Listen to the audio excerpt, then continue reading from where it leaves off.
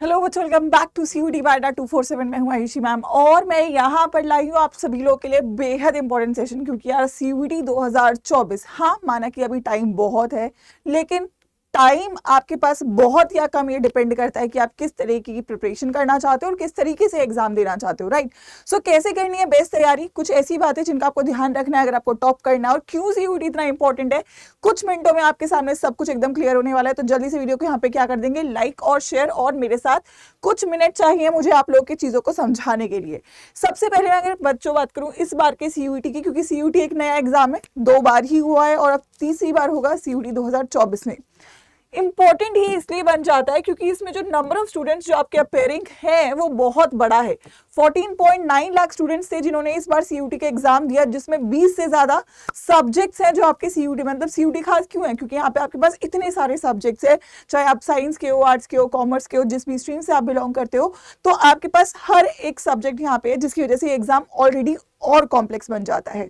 अगर मैं बात करूं इस बार के CUET में 7.5 लाख पेपर्स थे, मतलब इतने सारे शिफ्ट्स, इतने सारे आपका एग्जाम डिफिकल्टी लेवल चेंज हो रहा है, किसी शिफ्ट में कुछ है, किसी शिफ्ट में कुछ है, आप लोग के पास वेरिएशन इतनी सारी है। साथ ही में जब एग्जाम पेपर ज्यादा हो जाते हैं तो स्कोर में इतना डिफरेंस आता है, नॉर्मलाइजेशन का प्रॉब्लम होता है, कहीं ना कहीं आंसर कीज में दिक्कत होती है, तो जो स्कोर है उस पर बहुत इंपैक्ट आ जाता है, क्योंकि इतने सारे नंबर है, इतने सारे एग्जाम है और इतने सारे सब्जेक्ट्स हैं।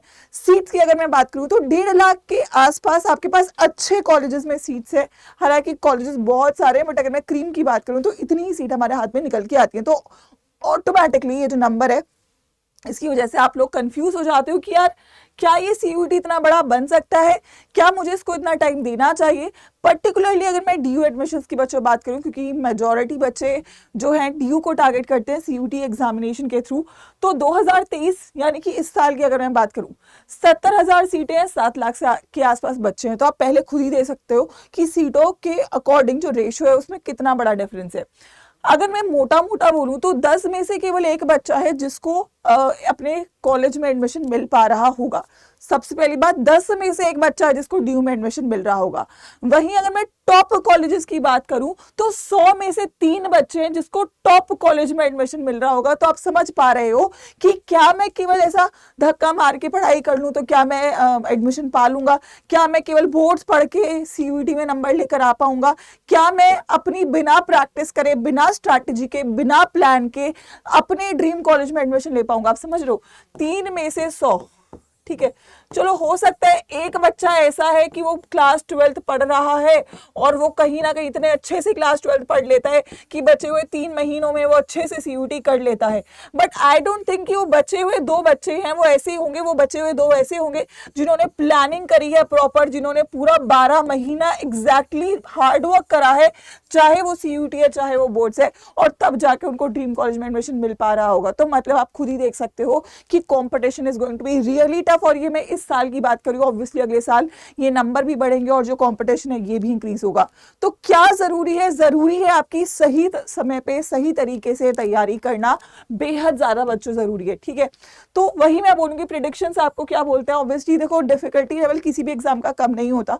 क्यों कम नहीं होता, क्योंकि बच्चे हमेशा बढ़ेंगे और सीटें हमेशा देखो बढ़ेंगी, बट उतना परसेंटेज वाइज सीटें नहीं बढ़ती जितना परसेंटेज वाइज आपके जो बच्चे हैं वो इंक्रीज हो जाते हैं। तो ऑब्वियसली एग्जाम का जो लेवल है वो थोड़ा बहुत इंक्रीज होता ही होता है, और एग्जाम लेवल इंक्रीज होने के साथ पर बच्चों के अंदर जो सीरियसनेस है ना वो इतनी नहीं हो पाती है। जो 2023 का एग्जाम देकर आ चुके बच्चे हैं उनको पता है कि उन्होंने क्या गलतियां करी है, उन्होंने क्या सही चीज सही समय पे नहीं करी है, जिस वजह से प्रॉब्लम्स उनको फेस करने को मिली, जिस वजह से उनका जो रिजल्ट है वो उतना नहीं है कि यार मैंने जो सोचा था उतना ही नंबर क्या मेरा है, कहीं ना कहीं उसमें कुछ ना कुछ कमी रही होगी अगर आपने 100% अपना एफर्ट डालते हुए भी सही समय पे नहीं डाला है।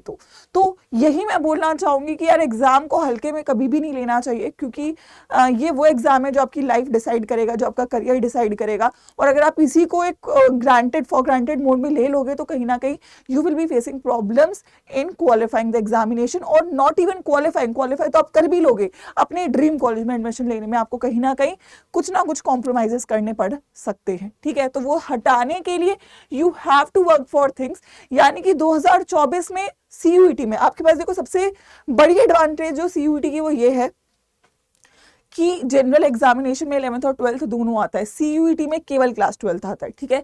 दैट टू NCERT आता है, कंप्लीट NCERT आता है। अब देखो कुछ बच्चों के लिए यहाँ पे CBSE वालों के लिए पर्टिकुलरली थोड़ी डिसएडवांटेज है क्योंकि आपके पास चैप्टर्स डिलीटेड है, लेकिन यहाँ पे पूरी 12th आएगी। तो अगर हम एक तसल्ली से क्लास 12th पूरी तरीके से ढंग से पढ़ लेते हैं तो कहीं ना कहीं मेरा CUET तो होता है और बोर्ड भी होता है यार। अब सोचो एक तीर से दो निशाने अगर मेरे को मिल रहे हैं तो मैं क्यों ना करूं, क्यों मैं पहले एक तीर चलाऊं और मैं बोर्ड्स को पार करूं, फिर मैं एक और तीर लेकर आऊं और फिर एक और उस तीर से मैं CUET निकालूं, क्यों ना मैं एक ही तीर से CUET भी कर लूं और बोर्ड्स भी कर लूं, राइट। क्योंकि इस एक एग्जाम से आपको मल्टीपल यूनिवर्सिटीज में टारगेट करने का मौका मिलता है, मल्टीपल यूनिवर्सिटीज में एडमिशन लेने का मौका मिल जाता है। अगर मैं 2024 की बात करूं, एग्जाम लेवल जो रहेगा वो कंसेप्चुअल बहुत ज्यादा रहेगा और ट्रिकी रहता है, ठीक है। क्यों ट्रिकी रहता है, बच्चा पेपर जब देकर आता है ना उसको लगता है कि मैम मेरे 40 में से ना मैम 38 क्वेश्चन सही हैं। जब वो एग्जाम के बाद जाता है तो ये 30 हो जाते हैं, ठीक है। एग्जाम के कुछ और दिन बीतेंगे 25 हो जाता है, और जिस दिन आंसर की आती है उस दिन ये 20 हो जाता है, ठीक है।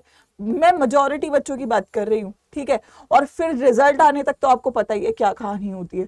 क्यों होता है, क्योंकि हमें लगता है यार बहुत आसान है, आसान वो लगता है, पर वो आपसे ऐसी गलतियां करवा देता है जो आपको खुद नहीं पता होती है। और वो गलतियां क्यों होती है, क्योंकि आपकी प्रैक्टिस उतनी नहीं होती है, आपने उतना रिवीजन नहीं करा होता है। जब मैं रिवीजन स्ट्रॉन्ग नहीं करके चलूंगा तब तक मैं अच्छे तरीके से परफॉर्म नहीं कर पाऊंगा, और रिवीजन स्ट्रॉन्ग तब होगा जब मेरा टाइम से सिलेबस कंप्लीट होगा। अगर मैं जल्दबाजी में सिलेबस कंप्लीट करूं, अगर मैं जल्दबाजी में रिवीजन करूं, तो कहीं ना कहीं कुछ ना कुछ चीज अधूरी आपकी रही जाती है, ठीक है भाई। तो ये हो जाता है। अपार्ट फ्रॉम इट यार, इसमें एक तो पेपर डिफिकल्ट है, थोड़ा सा ट्रिकी है, कंसेप्चुअल है, फिर उसमें स्पीड आ जाता है यार, कम टाइम है, उस कम टाइम में नेगेटिव मार्किंग भी बचानी है, क्वेश्चन भी सही करना है, अटेम्प्ट भी सब कुछ करना है। तो ये प्रॉब्लम जो है, उसके अलावा अब केवल एक ऐसा नहीं कि केवल एक फिजिक्स का पेपर देना, भाई फिजिक्स भी देना है, केमिस्ट्री भी देना है, मैथ्स भी देना है, या ह्यूमैनिटीज में आपका हिस्ट्री भी देना है, ज्योग्राफी भी देना है, पॉल साइंस भी देना है, हो सकता है इंग्लिश और GT भी किसी का एक दिन पड़ जाए। तो यार एक दिन में इतने सारे पेपर देना है, उसमें आपको दिमाग अपना पीसफुल रखना है, दिमाग को अपना कंपोज रखना है, एक्यूरेसी रखनी है, नेगेटिव मार्किंग बचानी है, कंसेप्चुअल क्लैरिटी रखनी है, चीजों को मिक्स अप नहीं करना है। इतनी सारी चीजें होती हैं एग्जाम वाले दिन। लेकिन हमें क्या पता है क्या लगता है, हमें केवल एग्जाम वाले दिन की पिक्चर दिखती है। आपको पता है एग्जाम से पहले का जो दिन अगर आपने अच्छी तरीके से बिताए हैं तो आपका एग्जाम वाला दिन अच्छा बीतता है। अगर आपने एग्जाम से पहले मजे कर लिए तो एग्जाम वाले दिन प्रॉब्लम है, अगर आपने एग्जाम से पहले मेहनत कर ली तो एग्जाम वाले दिन मजे हैं। तो डिसाइड आपको करना है मजे कब करने, रिलैक्स कब करना है, एग्जाम वाले दिन रिलैक्स करना है या एग्जाम से पहले रिलैक्स करना है। जो बच्चा यहाँ सही चॉइस बना लेता है उसके लिए जो चीजें हैं, उसके लिए जो एग्जाम है वो आसान बन जाता है, ठीक है भाई। तो ये बात रही इसकी। अब इसको तैयार करने के लिए क्या कर सकते हो यार, देखो करना ही पड़ेगा तैयारी। You do not have any second choice कि आपको पढ़ना नहीं है, पढ़ना ऑप्शन में है नहीं आप लोगों के, राइट। तो सबसे इंपॉर्टेंट है कि यार जो बोर्ड में सब्जेक्ट टॉप चैप्टर आ रहे पहले उनको कंप्लीट करो, ताकि बोर्ड भी हो CUET भी हो। उसके बाद उस पे ऑब्जेक्टिव और सब्जेक्टिव दोनों क्वेश्चंस लगाने पड़ेंगे। उसके बाद जो डिलीटेड चैप्टर्स है उनको कवर अप करना पड़ेगा। उसके बाद रेगुलरली मुझे टेस्ट करना और फाइनली मुझे मॉक टेस्ट लगाने हैं। ये एक पूरा टाइमलाइन रहेगा CUET 2024 के लिए, अगर आपको तैयारी करनी है तो। अब ये होगा कैसे, क्योंकि खुद करना थोड़ा सा डिफिकल्ट हो सकता है। हाँ, अगर आप कर पाते हो तो बहुत अच्छी बात है, लेकिन हाँ अगर आपको चाहिए कि आपको एक डेडिकेटेड टीम चाहिए, आपको चाहिए कि मैम आप हमारी मदद कर दो, मैम आप हमें बस पढ़ा दो, हम पढ़ने को तैयार हैं, आप हमें चीजें देते चले जाओ, हम उसे सब फॉलो करेंगे। तो अगर आप इतना कमिटमेंट कर सकते हो कि आपको जो भी चीजें दी जाए आप उनको फॉलो कर रहे हो, तो आप लोगों के लिए यहाँ पर हम लोगों ने जो फाइनल बैच है, जो सबसे लेटेस्ट बैच है, वो ज्वाइन शुरू कर दिया है। दैट इज समर्थ बैच, ठीक है। समर्थ बैच है आपका, जो कि 1 साल का बैच अगेन है। और इस बैच में हाँ ये प्राइस है, बट ये आपका रिड्यूस हो जाता है विद द कोड Y513। इस बैच में आपको साइंस के हो तो physics, chemistry, maths, bio, English, GT सब पढ़ाया जाता है, ठीक है। लाइव क्लासेस रहेंगी, DPP रहेगा इसमें, डाउट्स रहेंगे इसमें, ठीक है, टेस्ट रहेंगे इसमें, और इसमें आपकी टेस्ट सीरीज भी रहेगी। I think everything is covered. आप बोर्ड चाहते हो, आप CUET चाहते हो, सब कवर्ड है पूरे साल के लिए। जस्ट वन बैच, एक बैच। हाँ, एक बार में लगता है यार अमाउंट बहुत ज्यादा है, 8,000 के आसपास आपका अमाउंट पड़ जाता है with the discount code Y513। But 8,000 में तुमको 7 सब्जेक्ट मिलता है पूरे के पूरे 12 महीने के लिए। एंड वो भी छोड़ो यार, वो टीचर पढ़ा रहा है जिसने रिजल्ट निकाला है। तो अगर आपको क्रीम टीचर्स के साथ पढ़ना है, आपको क्रीम रिजल्ट चाहिए, तो आपको मेहनत करनी पड़ेगी और मेहनत के लिए पढ़ना पड़ेगा। And you have the batch with all of you, ठीक है यार। सो दैट इज इट, नया बैच है, शुरू होने वाला है। तो अगर आप जल्दी से शुरू करते हो तो आप जल्दी काम कर पा रहे होगे। बैच में एनरोल कैसे करना है आप लोगों को, यू हैव दिस अड्डा 247 का ऐप, ठीक है, आप उस पर जाइए। ठीक है ठीक है ठीक है, जल्दी से आप अड्डा 247 के ऐप पे जाइए। यहाँ पे आप जाएंगे, क्योंकि ये नया बैच है, जितना जल्दी आप शुरू करोगे आपको फ्रेश स्टार्ट मिलेगा, कुछ भी बैकलॉग्स नहीं होंगे। ठीक है, अंडर ग्रेड एंट्रेंस में आपको जाना है CUT में। अब आपका जो भी स्ट्रीम है, साइंस आर्ट्स कॉमर्स, उसको सिलेक्ट कर लेना है। फॉर एग्जाम्पल साइंस सिलेक्ट करा मैंने, फर्स्ट बैच है। ठीक है, अब जो ये प्राइस दिख रहा है, सबसे पहली बात देख लो आप, यहाँ पे एक्सपर्ट फैकल्टीज मतलब जो आपको दिखते हैं वही पढ़ाएंगे। ठीक है, क्लासेस है, रिकॉर्डेड क्लास भी, अगर आपकी कोई क्लास मिस हो जाती है रिकॉर्डेड देख सकते हो। बैच साइज लिमिटेड रखा है हमने कि हम इसमें बच्चों को एक्स्ट्रा नहीं इंक्रीज करेंगे। अपार्ट फ्रॉम इट यहाँ पे आपकी लाइव क्लासेस है, ई बुक्स है, और साथ में आपकी यहाँ पे टेस्ट सीरीज भी रहेगी। ठीक है, आप बाय नाउ पे जाओगे यहाँ पे, और जो कोड मैंने आपको बताया उसको आप अप्लाई कर दोगे Y513, so you will be getting a discount, और इस डिस्काउंट के बाद ये बैच आपको मिल जाएगा। बट याद रखना, this batch is a 1 year long batch. ठीक है, ऐसा नहीं है कि बस अभी अभी का है कि 2 महीने में सिलेबस हो जाएगा। ये आपका 1 साल का बैच है, जिसमें आपको बोर्ड्स और CUET दोनों, आपको कोई अलग से ट्यूशन लेने की जरूरत नहीं है। इसके बाद सब कुछ इस पे कवर्ड रहने वाला है।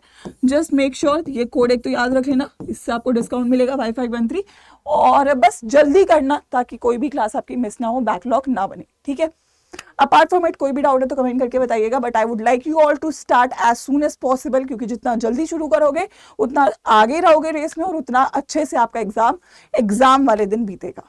गुड लक बच्चों।